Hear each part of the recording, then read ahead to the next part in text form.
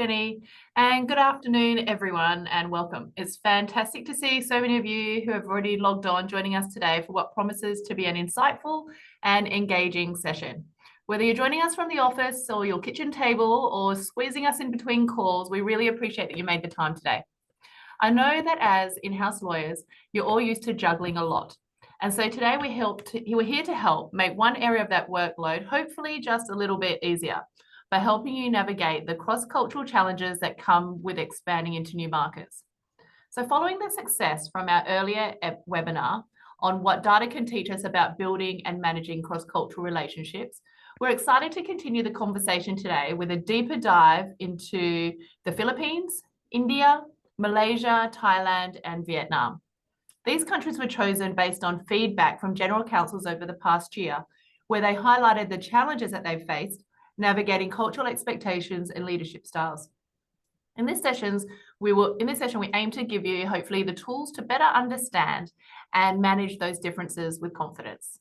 Our speaker will take the stage for the first 40 minutes, and we will hand over the floor to you for questions for the remaining 15 to 20 minutes. As Jenny mentioned, feel free to also drop questions into the message box throughout this session, and I will read them out as I see fit, or it may just be at the end. Now, it's my pleasure to introduce our speaker today, Kyle Hegarty. Some of you may remember him from our previous webinar, and he's back by popular demand.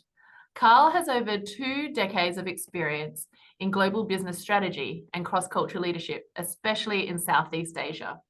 He's helped multinational companies expand into diverse markets, focusing on everything from organizational behavior and leadership development to strategic communications. Kyle's credentials are also impressive. He holds magna cum laude from Bowdoin University in the US and is the award-winning author of the book, The Accidental Business Nomad, a survival guide for working across a shrinking planet. He has also won the Global Business Insight Award for Best Expert in Executive Coaching and Consulting in both 2020 and 2021. Kyle is also a LinkedIn learning instructor with a popular course on international business foundations. He is not only an accredited coach with the International Coaching Federation, but also a captivating speaker known for breaking down complex topics with clarity and, of course, a good sense of humor. So no pressure there, Kyle. This is a really engaging session today. So whether you're expanding into new markets, managing cross-border teams, or just curious about how cultural differences impact leadership, you're in for a treat today. Kyle's going to walk us through some key strategies, real-world examples, and practical tips that you can take away and apply directly. So without further ado, please join me in welcome Kyle Hegarty. Over to you, Kyle. Thank you so much, Olivia. Thank you, Jenny. I'm going to share my slides here if I can get access. Give me one moment. Here we go. I will share my slides. Someone jump in if you cannot see my slides, but I'm going to keep this party going. Thank you all for joining. I know that I think a majority of you were not a part of last time's session, and that's okay because we're going to do some reviews of some of the data that we had mentioned or that Olivia had mentioned in the intro. Today, we're going to get into managing team growth across Asia's emerging markets. As Olivia had said, I've been doing this for 20 years, and one of the big takeaways that I have, or just sort of lines that I like to use is, organizations have gone global, but people have not. We all bring in our own working styles and our own experience and what we're used to, our own norms. And when we quickly move into other markets, those clashes happen. Friction can grow. When we do that under pressure, it becomes even harder to get things done, and it can be very expensive. And I don't just do this as a consultant. I've done this myself, so I have all of the battle wounds to prove it. And originally, this session was around Halloween, but we got delayed due to some technical issues. I wanted to tell a Halloween story, or at least use Halloween as an excuse to tell the following ghost story. So I thought I would kick off by telling this quick example of what I personally went through when growing into some of these markets that we're going to discuss today. So here's my ghost story. I had set up a marketing and sales agency back in 2006 And we ended up growing very quickly. We put offices or partnerships in place into about 7 countries around the region. Philippines turned out to be our biggest place, our biggest office, and we needed to quickly expand office space. So we ended up renting a larger space. The first week we moved into this new office, one of the employees saw a ghost in the hallway. And in the Philippines, some of these ghosts are called momos. So this employee saw a momo in the hallway. Now, I can't see faces on this screen, but possibly some of you are smiling or laughing about this. That's what we did. The general manager who was on the ground there in the Philippines was an American. He had some experience with Philippines, not a huge amount. He was a very strong leader, strong manager, but he and I didn't take this very seriously. The emails started flying around about the ghost. Some of the employees didn't seem to be taking it too seriously. They were joking and sending laughy kind of emails back and forth. So we didn't really think much about it. The person that saw the ghost didn't show up to work the next day, and she refused to come in again. And 2 days later, a couple more people stopped coming into the office. And 3 days later, half of the office was not showing up to work. This was pre-remote work, so if they didn't show up, nothing was getting done. So very quickly, we lost 50% of our work staff because of this Momo, and we didn't know what to do about it. Our largest client was I won't say names. It rhymes with Oogle, and we were responsible for a lot of SLAs, and we were bleeding results. They were very close to getting ready to fire us, and this was costing us huge amounts of money on a daily basis. Fast forward, it took us about a week and a half, maybe 2 weeks, to find out that what do you need to do with a ghost? You need to have an exorcism, and so you've got to get a priest in. So we had to get a priest in. He did the exorcism. It cost us $20. $20. Ghost, the Momo went away. Everybody came back to work except for the original employee who saw the Momo. She never came back again. We put her through a HR process, and we let her go after a month because she refused to come into work. She turned around and sued us. That lasted almost 6 months, and she won. We ended up having to pay her a year's salary plus all of our legal fees, her legal fees. This was a very expensive ghost. This is a very expensive situation. And so I tell you that story because these are the unexpected situations that pop up when you start expanding into markets that I'm just going to call, are foreign to you, that are very different than what you might be used to. The lessons that we learned from this was that things that we don't necessarily take seriously, others do. So there needs to be a level of awareness and, I guess, sensitivity to that, being a little bit more kind. I mean, we were cowboys about it. We just didn't take it seriously. We also learned the importance of actually having local insight to be able to give us guidance quickly. It took us, as I said, probably 2 weeks to figure out what we needed to do to get rid of this problem. Had we had better contacts locally, or had we tried to solve for this faster, we could have saved ourselves a lot of time and money. So that's just one kind of quirky story to kick us off here. It certainly proved to me that I now am scared of ghosts, and let's not talk about momos ever again, because that was very expensive. Quick agenda for the rest of today's session. We've got about 60 minutes in total. We'll save this for Q&A. Olivia, if any hot burning questions pop up, feel free to interject at any point, or if anybody wants anything clarified, I'm happy to do that. The first thing I'm going to do is talk about the invisible troublemakers. And I'm not talking about the ghosts anymore, although this could be the ghosts in the working styles that are out there. The cool thing is that there has been research done to understand and put more definition to what these differences are all about, and some of the most common clashes that happen. If you can understand what those differences are, you can come up with ways to start managing around it. So we're going to look at the data specific to Philippines, my favorite Philippines. I say that ghost joke, by the way, or it's not a joke, but the story, and I kind of still do it half-heartedly. I have tremendous respect for these markets. They've treated me very well, but it came at great cost in terms of having to really adjust. So that's what I'll show you today, some of the data around that. I'm going to walk you through my playbook. This is the stuff that I'm doing that I've learned over 20 years that hopefully can help you. We'll do Q&A throughout. Okay, what we are not going to do is, I'm not going to promise you, this is an hour overview. There's no silver bullets here. This takes time. I think most importantly, it takes a mindset shift. With the mindset shift, you can start thinking about behavior change, and we'll look at examples of that. I wrote that book that Olivia had alluded to. I'm not going to do any sneaky selling. It's about cross-cultural challenges, and I try to do this in a way that's entertaining and story-driven. It was #1 bestseller. I'm not gonna do any sneaky sales stuff. That's just beneath me. So I'm not gonna do that. And no stereotyping. Let's take like a moment here, almost a trigger warning.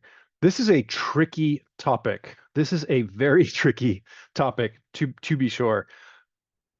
We are not here to talk about how bad groups of people are, how some groups don't get it, how some markets are crap. I mean, anytime I hear somebody says, "Oh, well, we gave up on that market because they just weren't ready for us," it's like, no, you didn't do it right.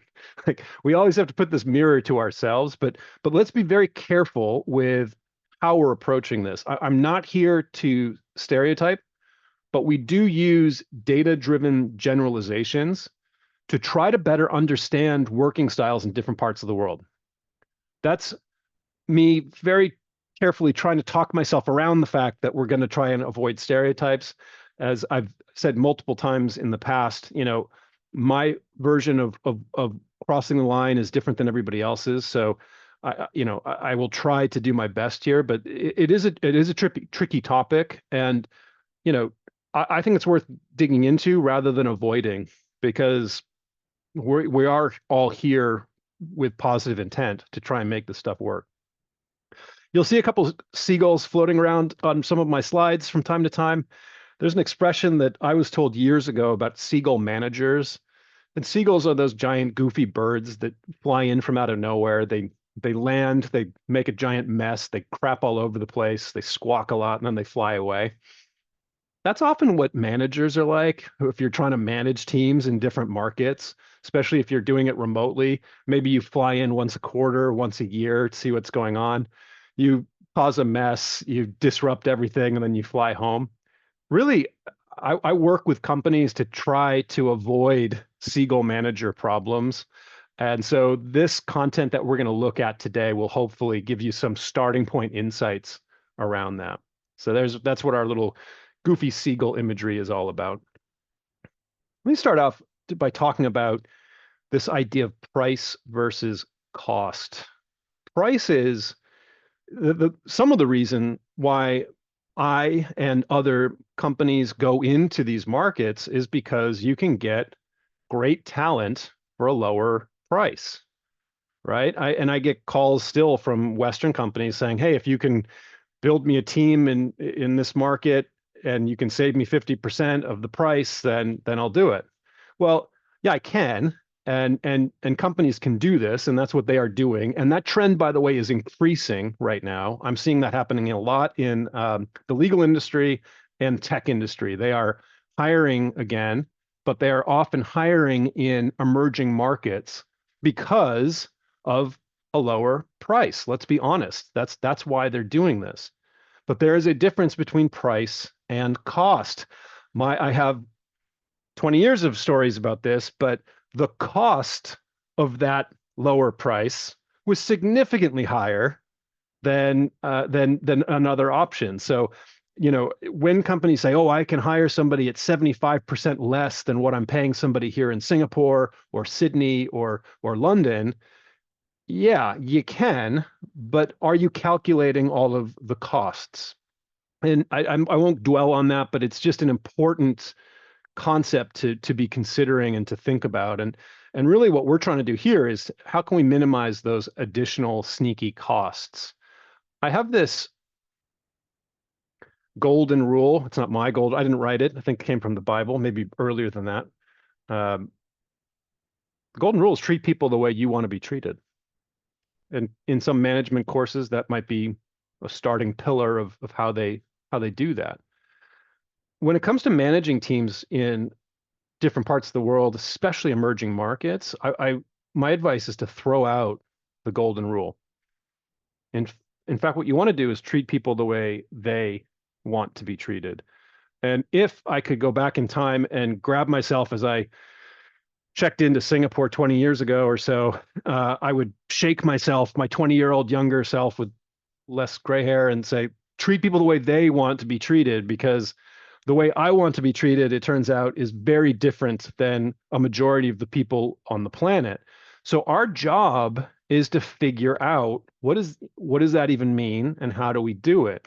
It's a one-word difference, and it sounds kind of simple, but it's very difficult to do in reality. Let's get into that.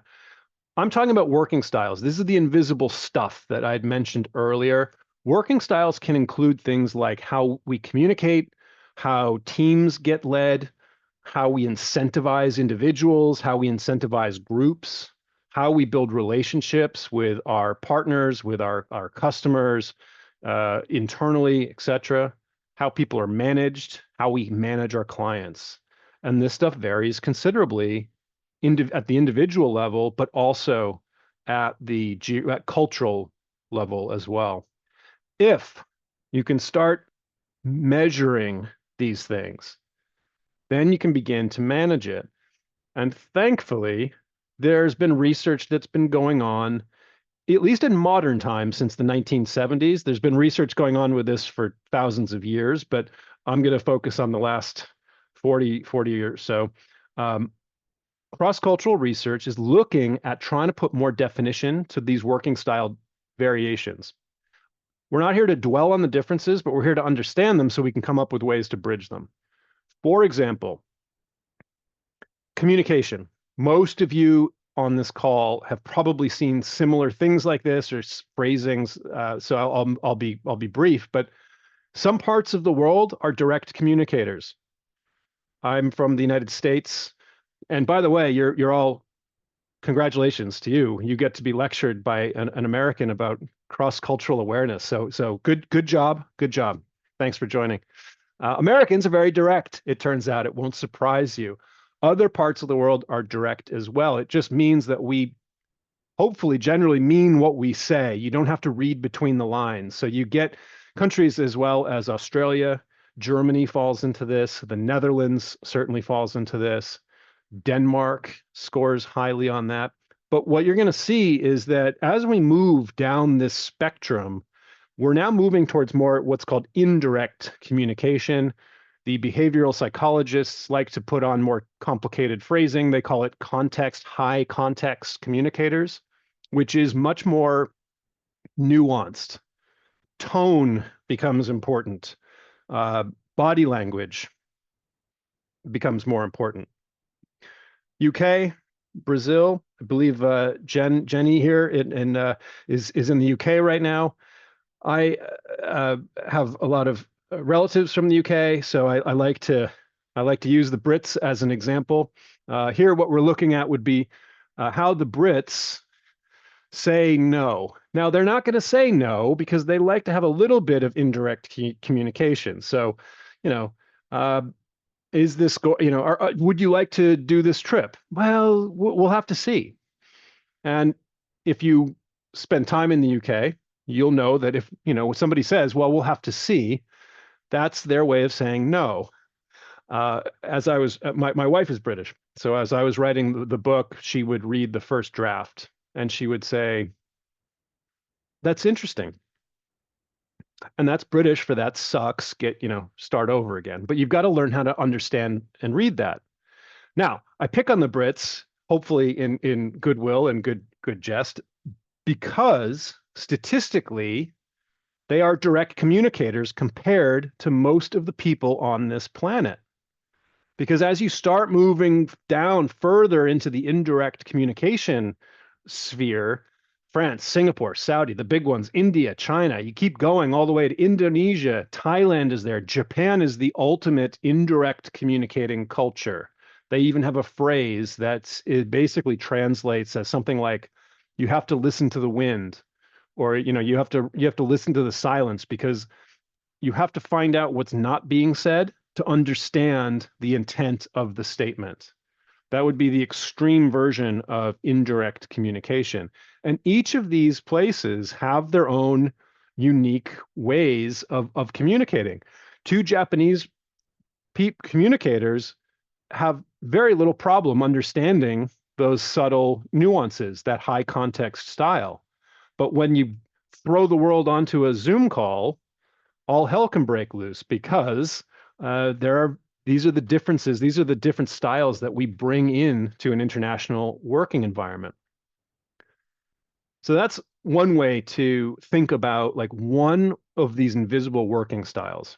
Now, an example would be like, just very simply, how do we communicate yes and no? I would argue these are two of the most complicated or packed words in the English language, right? My UK examples would be examples of that. And there are many, many, many more. The idea here is, if you're asking questions, this is a quote from a client of mine, I've found it important to avoid yes or no type questions, as they do not convey understanding of the message. So here's very specific advice based on some of this data that we're looking at. If you are working in parts of the world where indirect communication is more of the norm, avoid asking yes, no questions, because it's highly likely that you're not going to get an accurate answer. We could spend hours digging into why that's the case. I'm not going to do that here. Happy to have a side conversation on that. The point here is that we want to avoid close-ended questions. Very specifically, close-ended questions start with words like this. Can this get done in time? Is this going to happen? Are you cleared? Do you have any questions? Does that make sense? I'm guilty of this. I still do this all the time. Does that make sense? What are you going to do? What's somebody who's indirect going to say? They're going to say yes. And yet yes could mean no, right? And I could spend hours talking about this, because my experiences in Philippines and India specifically have got me into a lot of trouble, and many, many others in trouble, because of misunderstandings that start with close-ended questions. What can we do about that? Well, we can rewire our phrasings. And I'm getting into the weeds here, but this is just one deep dive example of how you can start adjusting your working style to drive stronger communication. So they use the word softening statements, which I've never liked, because to me it suggests sort of a lack of clarity. But in fact, what we're trying to do is drive additional clarity. And you could use words like, perhaps we should dig into this a little bit more. What personally I like would be, I wonder if you could walk me through the next steps. In other words, let's say you're onboarding somebody and you give a bunch of training and you go, oh, does this make sense? Is everything clear? Does anybody have any questions? Those are all close-ended questions. But what if we reworded that to say, I wonder if you could walk me through what you just heard? Or I wonder if you could summarize that. I wonder if you could walk me through your next steps. And for years, when I was really on a daily basis working in some of these markets, always remotely most of the time, but I had a big printout above my desk that said, I wonder if ... And it helped me. That was sort of my prompt to change my behavior. And in this case, the words that I was using. right? How are you going to hit this deadline? These are other examples of how you can do that. We just looked at communication as one example of invisible working styles.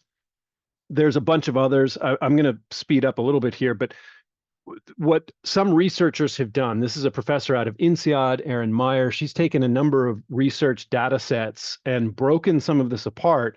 And what she's found is that how people give feedback varies. You can have direct feedback and indirect feedback. You can have teams being led in wildly different ways, from egalitarian, where everybody has a say and everybody, it's much more open from a decision-making standpoint, to something that's much more traditionally hierarchical. How decisions get made, kind of similar. Is everybody involved, or is it really that top-down, strong person that kind of makes all of the calls? I come from the sales background. This stuff is really important to understand, because if you are selling into an organization where there's one decision maker, it changes your strategy. How we build trust varies greatly. Task-based cultures, relationship-based cultures. I come from a task-based culture. I don't need to like you. If you know what you're doing, we'll probably get along just fine. Let's get to work. Whereas other parts of the world say, no, no, no, no, no. We need to get to know each other first. I don't work with people I don't know. Let's take some more time to have more dinners, have more tea breaks. Let's go get drunk. Whatever those things are, but that's part of relationship building. How we disagree. Are we confrontational? Do we directly dive into a problem, or is it confrontation avoidance? And this one is another one that many companies get wrong, many individuals get wrong. Someone who is used to solving problems through direct confrontation, who starts trying to do that with a group of people that's not how they do business. The person who is more confrontation driven is probably going to lose, because that's not how business is done in certain parts of the world. And then there's time. So how timely is some of this stuff versus other parts of the world that they just don't seem to have the same concept of what on time means, or it just means something different. And the argument here is that there's nothing right or wrong about any of these, but there's significant differences across the world. For example, this is the United States and how they map to these these working style dimensions that we're looking at. You can see, my fellow Americans, we tend to zig and zag. We turns out we're confusing. I have an entire other talk that I give that's titled "Why Americans Are Confusing," and part of that is our zigging and zagging across here. I would love to get into that. You can reach out to me if you want more info on why Americans are so confusing. But when we compare that data to Singapore data, you can see a pretty significant difference. And I'm just going to replace the Americans. It'll make you all sad, with Australians. Australians are actually a kind of a similar zigging and zagging, where Americans are a little bit more extreme. But here's Australia and Singapore. And right off the bat, you can see some tremendous gaps. And let's get into some of these markets that we've talked about. Malaysia. I've put them all in here, right? So Philippines, Thailand, Vietnam, Australia, and Singapore. And right off the bat, right, you can see an East-West divide. This is the East-West working style culture clash visualized. And again, we don't have time, but in my workshops that I do with teams, this is where we would build like a custom map based on who you are working with. And we try to get people to talk about this, share examples, what's working, what's not working, where are the gaps, which specific areas should we work on to be able to bridge those gaps. And this is kind of a fun way to get that conversation started in a data-driven area. What else is here? India, I think, sorry, I'm just going to hop around. Yeah, so I wanted to make sure India was included as well. But clearly there's some trends going on here. Vietnam, Philippines. Philippines is the one that's the most interesting to me, simply because the world rushed into the Philippines over the last 20 years. Why? Because their English is so strong and they have a neutral accent, and I'm doing that in air quotes. And the assumption is well, we speak the same language, there won't be any issues. But it's the invisible stuff that gets us, and this is the visualization of what I'm talking about for that. Uh, I can share, I can share these slides. If you have specific countries that you're interested in taking a look at, email me. If you don't have my email address, it'll be at the end of this presentation, and I'll see what I can do. There are other ways that we've been studying different working styles in terms of communication patterns. So this is a researcher, what's his name? It'll come to me. Different researcher, but what he's done is he's put into different visual forms, different communication styles. This actually also maps to like negotiation approaches. I'm not going to go through and read through all of this, but just like it's Richard Lewis model. You can Google him. If you look up Richard Lewis cross-cultural communication and do an image search, you're going to find a bunch of these shaped images pop up. And so here would just be two examples of this. I used this one recently as I was building a presentation. This stopped me and kind of made me smile because I was working on a deal in India, and we got to what I thought was the ready to have a contract and to move forward. And it all of a sudden it didn't. We kind of ended up having to go backwards. We were scheduling training and kickoff and everything, but the contract was going the other direction. And it made me smile looking at this image, because where I was in that process was in the middle right here of deal seemingly made, some modifications proposed. I would have used more colorful language, but this is accurate. This is what I was going through, and it validated, it helped me understand at least some of the differences. And I've been working in India now for 18 years, right? But this was a helpful reminder. If you are listening to this and you're saying, hey, I know all this already, well, congratulations. Use data to help your teammates, to help people that might be new to who are working into some of these markets, because this is a way to fast track understanding. Olivia, do you have a question or comment? Yeah, I have a question from someone that has written. They've said, India is such a massive region and very diverse in itself. How accurate is this data? Great question. Not very accurate. If I'm honest. Here's what I mean by that. When we look at this data here, right? India's in yellow. What we have just done is taken approximately 1.2 billion people and tried to put them on little dots on these spectrums.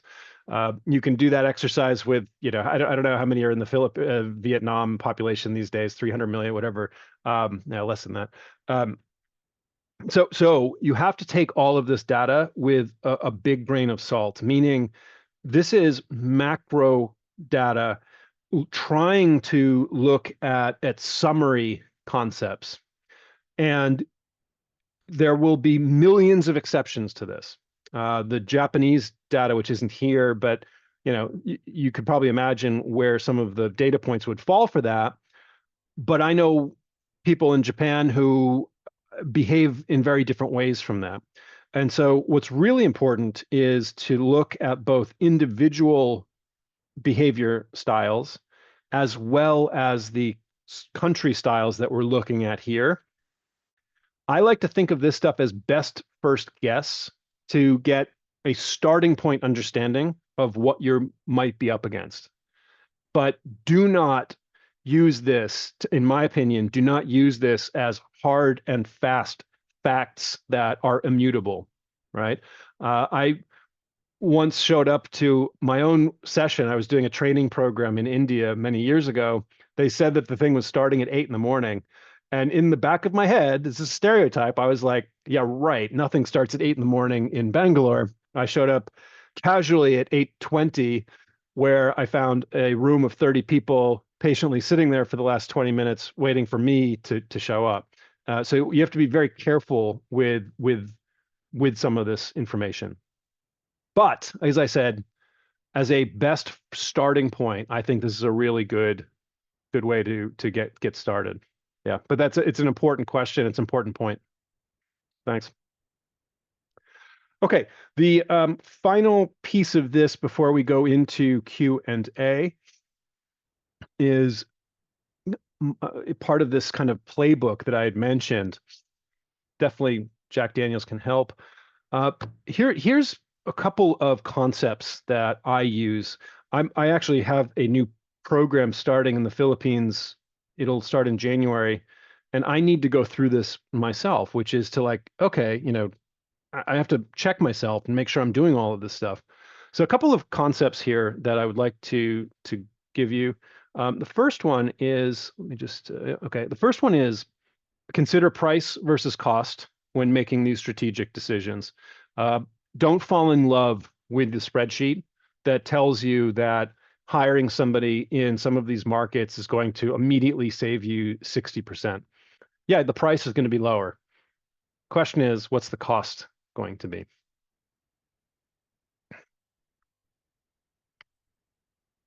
Build your time frame for getting things up and running, then double it.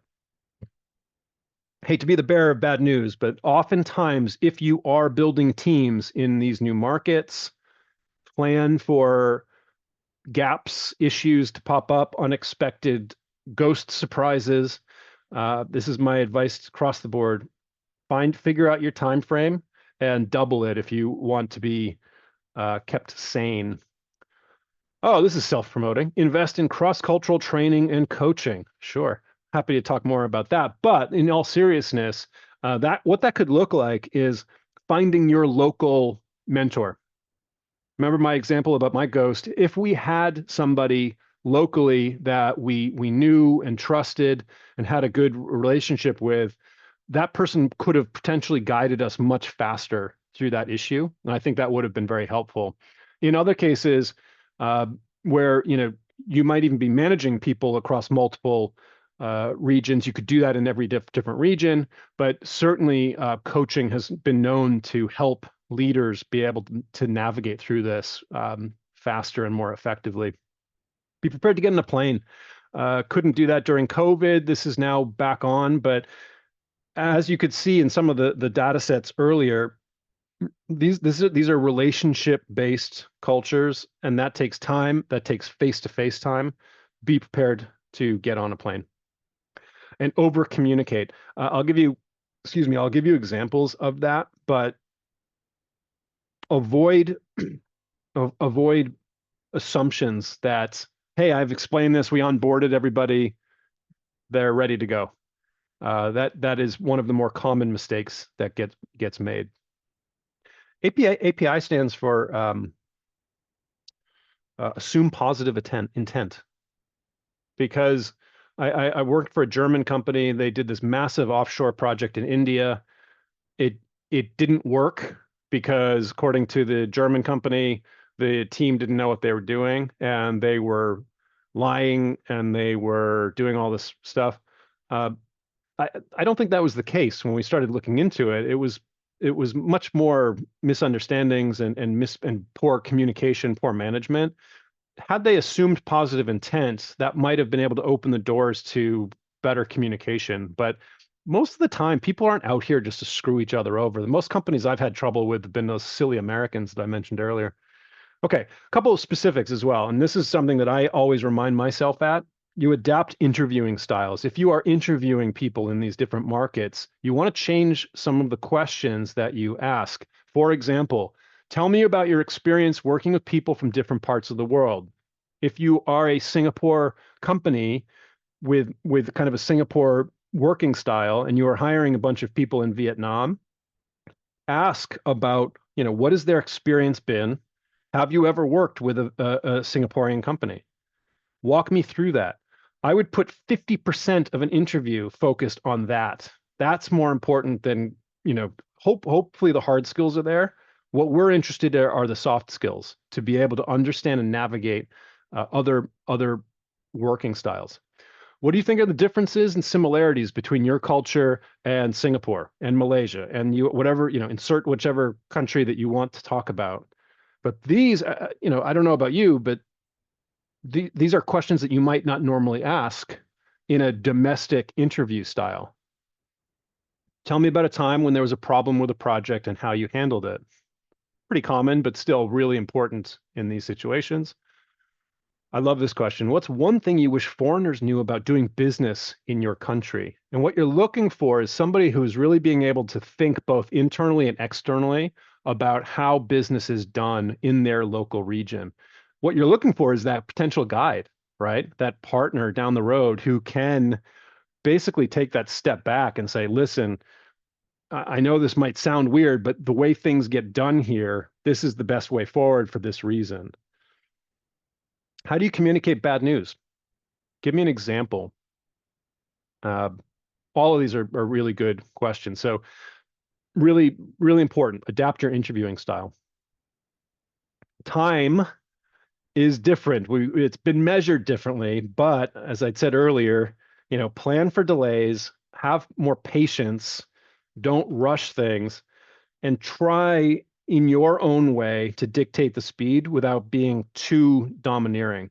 I know so many projects that have completely collapsed because of poorly thought out timeframes where somebody said, well, we got this done in Singapore in 1 month. We're going to do it in India in 1 month.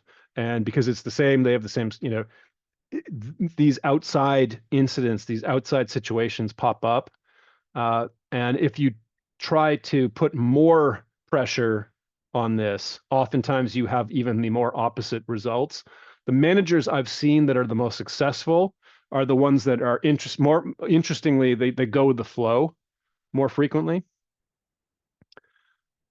Oops. Be on the lookout for red flags and address them immediately. I deliberately put this next to the this one saying like slow down, but also if you come across something like a red flag, address it right away. What do I mean by that? If you are onboarding somebody and you have in the back of your head this thought that maybe this person isn't fully understanding what I'm talking about, trust your instincts and find a way to address it there. A friend of mine gave me a metaphor, analogy, a metaphor where he said, if you are working with a blind person and your job is, and there's a cliff somewhat nearby, your job is to make sure that blind person doesn't fall off the cliff. You don't wait until the last minute where this person is walking directly towards the cliff before you try to save this person or interject. You want to talk to that person immediately and say, hey, by the way, there's a giant cliff over there. I'm going to do whatever it takes to make sure that we don't go anywhere near that cliff. And management styles in other parts of the world don't often think or behave this way. They kind of wait for a problem to happen and then they try to correct it. If you think someone's heading for that cliff, act quickly.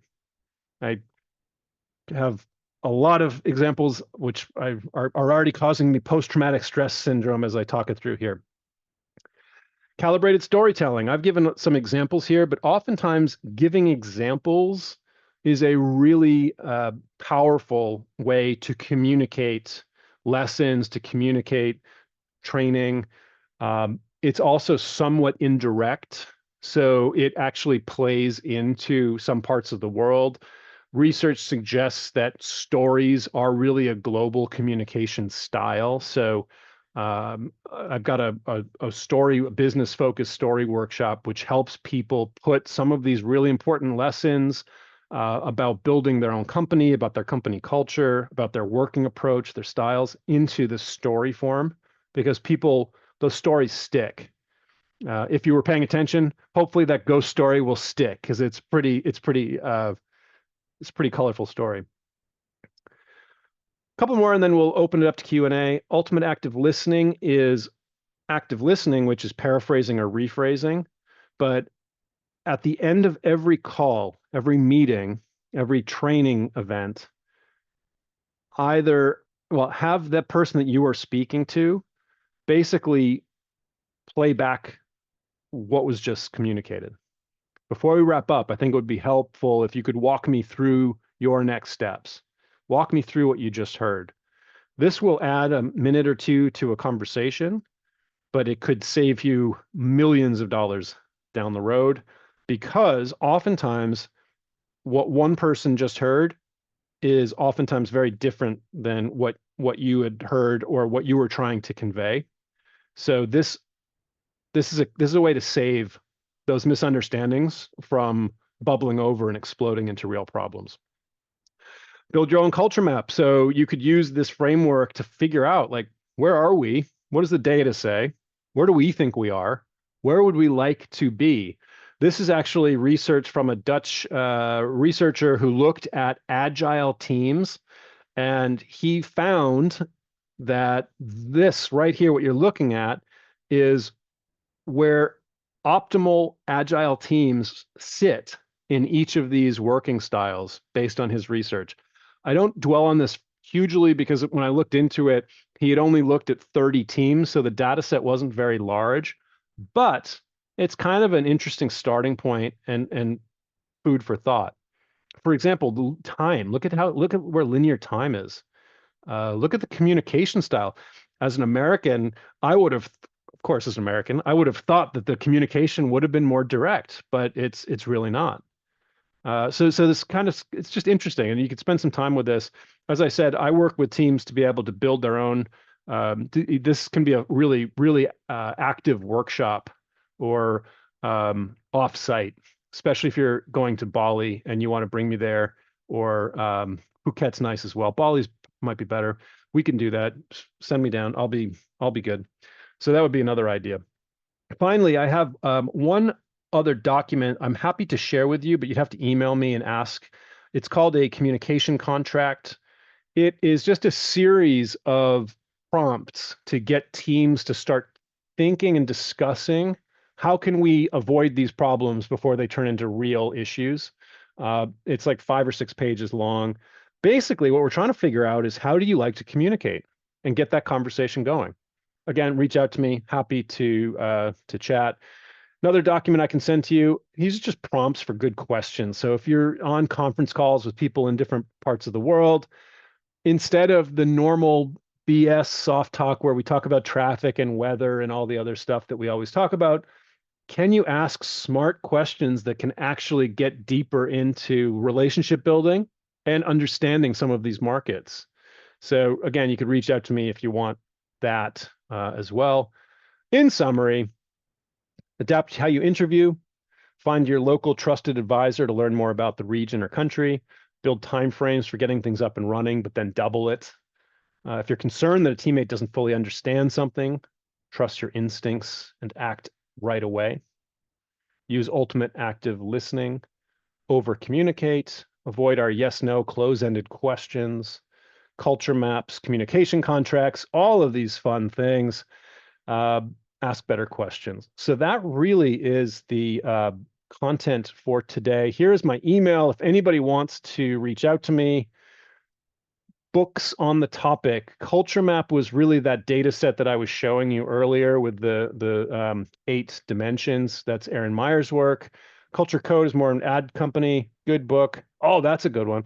And this would be my QR code to connect with me on LinkedIn. That's my only social media, because I don't understand the rest of it. I don't do any TikTok dancing yet, but Olivia said she was going to help me with that. So maybe that'll be my project for 2025. Thank you all, and I will open it up to Q&A.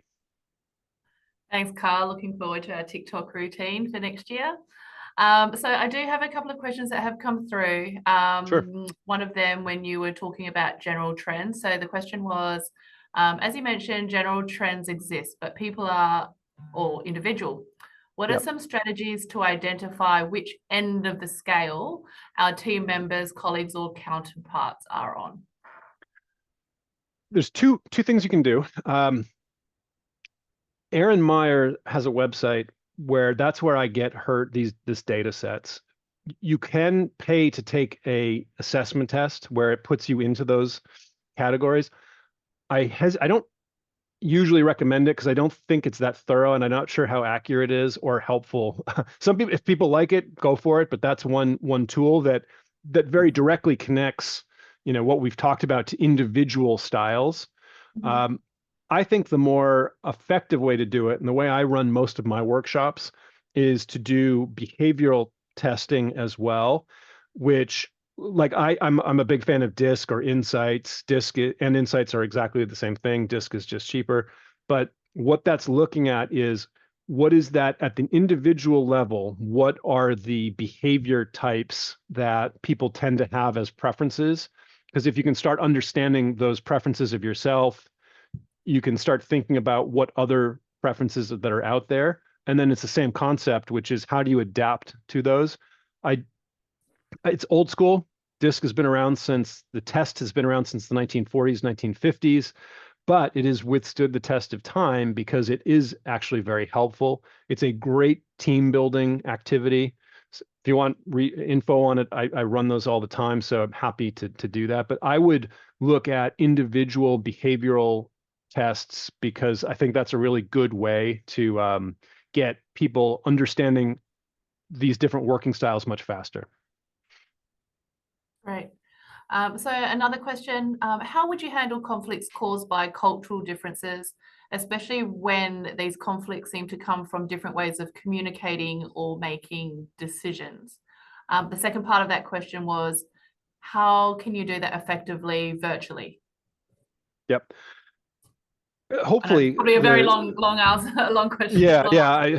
answer. Press rewind on this talk and start over with that Yeah. in mind. I mean, um, the first hopefully idea is to head that off before it becomes a problem. I believe that using communication contracts, if you're putting a team together early, this is a good way to get everybody together and start discussing, hey, how do you like to communicate? Someone had phrased this, and I love the phrasing, which is, wouldn't it be great if we all came with a working manual? And we could share that working manual with our teammates, like, hey, here's what motivates me, here's what dismotivates me, demotivates me, here's the tech stuff that I like, use WhatsApp, don't use WhatsApp, whatever it is. But we can actually create that, right? I mean, it actually doesn't take that much. So if we can work as a team to be able to come up with some of those parameters, some of those norms, and work towards that, I think that's the best way to handle it. To do that virtually is kind of the way of things now. So yeah, it's the exact same process. It's just trying to get everybody together to have these calibrated conversations to build understanding of the different approaches and to figure out how to get there collectively together. Um, the one quick specific example there would be just start adding ultimate active listening to the end of your conversations. So nominate one person in the group to paraphrase or rephrase everything that was just had. We sometimes will do that. We'll have someone taking notes. I know AI is doing that more frequently now, but double check that because oftentimes AI doesn't get it all right, just like humans. And also, just like humans, people don't always read everything. So it might still helpful just to have somebody paraphrase or rephrase to make sure everybody's on the same page. So those would be my two quick starting point answers for that. And how about if the conflict is not within the team, but it's with an internal client, for example, who Yeah. you're not going to ask to sign a communication contract with? No, yeah. So that's a really good point. So this was I was thinking about that answer Yeah, within sort of a team-based setting, but sure. most or a number of our interactions are going to be with outside people where we're probably not going to give them a communications contract. What we can do in kicking off relationships is having sort of an unwritten conversation that says, "Hey, by the way, if you're doing a team kickoff, you can use those questions from the communication contract and just verbally have that as a discussion." So, Olivia, how, just out of curiosity, how do you like to communicate? And Olivia, I'll give you an example. Oftentimes I work on weekends and I'll be sending emails out. If I'm sending you an email on a Sunday morning, I, you, I respect your weekends. You do not have to, I don't expect you to respond until working hours, but just as a heads up, that's how I like to work if you're comfortable with that. And it's just, again, it's like trying to give that insight, that operating manual to these people that you're working with. It's a sign of respect. You'd mentioned I did that LinkedIn learning course. The Mhm. woman running it from LinkedIn, the first call that we had, I loved it. She said, how do you like to communicate? How do you want feedback given? Because I was writing scripts, and she goes, what is it that you like about it? And I said, listen, I need you to don't tell me how great this is. Tell me where we can fix and improve. You don't need to, I don't need to be treated soft and squishy here. That's just my personal preference.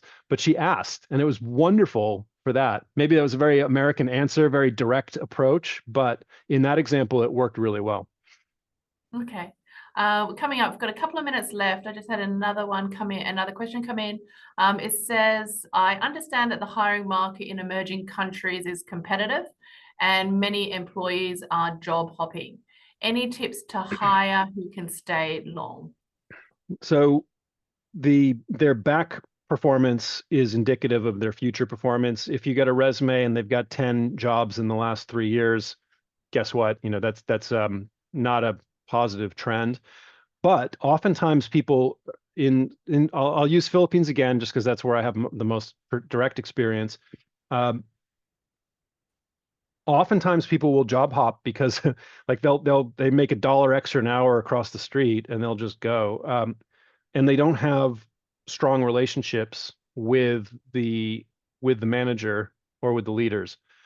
We got to a point where we have a call center. So this is like data entry stuff. This is not high end, work, not that sexy. Usually there's like a 30 to 100% turnover rate.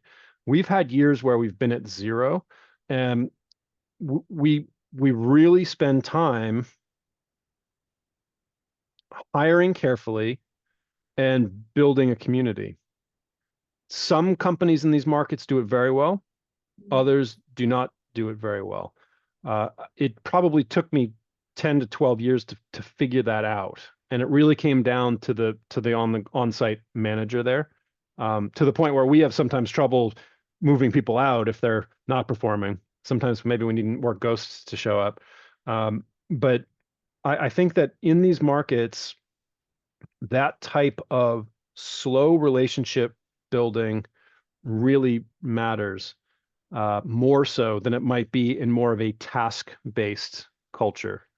It also goes into the price versus cost discussion, because in some cases, no matter what you do, you're going to lose people. The best woman who ever worked for us in the Philippines, as far as I'm concerned, left. We were about to offer her equity into the business. She was so good. She was our future. A monsoon came through, blew the roof off of their place, and her mother insisted that they move back to one of the provinces. And the family community is so tight, even at the age of 34, this woman walked away from this career because her mother felt that it was unsafe to be in this area anymore. And now she's, forever gone. There was nothing we could have done about that. So I would just put that into the price versus cost examples on that one. Sure, absolutely. I would also say, just from a recruiting Yeah. perspective, asking during interviews, what is your what are your motivations? Like where do you want Yep. to be, right? Where do you want to be Yep. in 5 years, 10 years? See if this is in Yep. line with what the company can offer. A lot of times when Yep. candidates are interested in roles, we ask them, why are you interested in moving? A lot of it is there's no more development here, right? And development looks Yes. different for everybody. It's not just Yep. the hierarchy, but it could Yep. be being more of a business partner. It could be managing a Yep. team. It could be many different things. So I think a lot of those Professional questions that we were development. talking Yep. about before, So, yep. really digging deep into, the insights of the individual. I think in every Yep. country as well, but I totally understand the Yep. emerging markets are very tricky because there are a lot of great opportunities that no one wants to miss out on.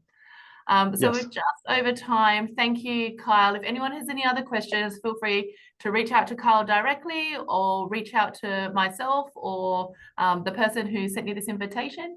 Appreciate having you on again, Kyle. If anyone would like a recording of this, please reach out to myself or, as I said before, the person who sent you this invitation. Happy to send you a copy. And thank you all for joining us. Have a great rest of the day.